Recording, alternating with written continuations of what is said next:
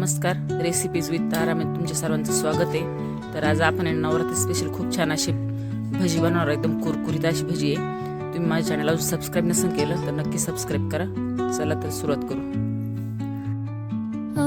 बघू रेसिपीसाठी साहित्य. इथे मी अर्धी वाटी भगर घेतलेली आणि अर्धी वाटी साबुदाणा घेतलेला आहे आणि 2 ते 3 चमचे शेंगदाण्याचा कूट घेतलाय. एक बटाटा आहे साल काढून असा बारीक कट करून पाण्यात टाकून घेतलाय.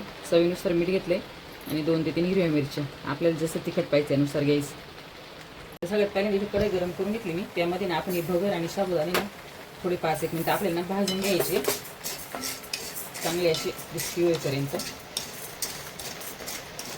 साबुदाणे भगर भाजून झाली. मी आता ते काढून घेते, थंड करून घेऊ, नंतर आपण मिक्सरमध्ये बारीक करून घेऊ. तर ते थंड झाले, मिक्सरच्या भांड्यात टाकून मी याची बारीक अशी पूड तयार करून घेते.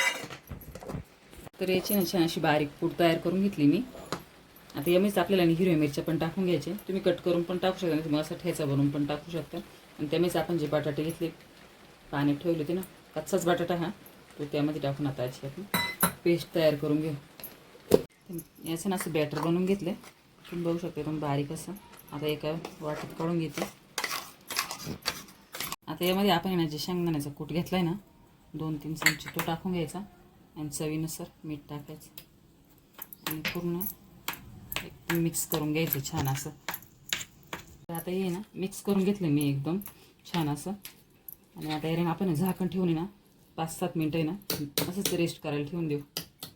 तर आपले भाजीसाठीचं बॅटर पण छान भिजले आणि इथे मी तेल गरम करून घेतले. तेल पण छान तापले ना, याच्यातून 2 चमचे तेल आपल्याला टाकून घ्यायचे, म्हणजे आपली भजी ना एकदम अशी कुरकुरीत अशी होते. आणि मिक्स करून घ्यायचं. तुम्हाला वाटलं तर यामध्ये थोडं पाणी पण टाकून सेल करू शकते, जसं बॅटर पाहिजे तसं भाज्याचं घट्ट असलं तर. आणि खूप छान अशी रेसिपी. आता आपण उपवास चालूच आहे नवरात्राची, तर नक्की करून बघा. ही भजी एकदम कुरकुरीत अशी छान होते. तर आता इकडं तेल पण टाकले, मी त्यामध्ये भजी सोडून घेते. छोटे छोटे सोडायचे आणि मिडियम गॅसवर आपल्याला ते तळून घ्यायचे, म्हणजे ते आतपर्यंत छान असे तळले जाते. तर अशा ना कलरवर आपल्याला ते तळून घ्यायचे. तुम्ही बघू शकता खूप छान असे झाले. आणि आता ते आपण काढून घेऊ.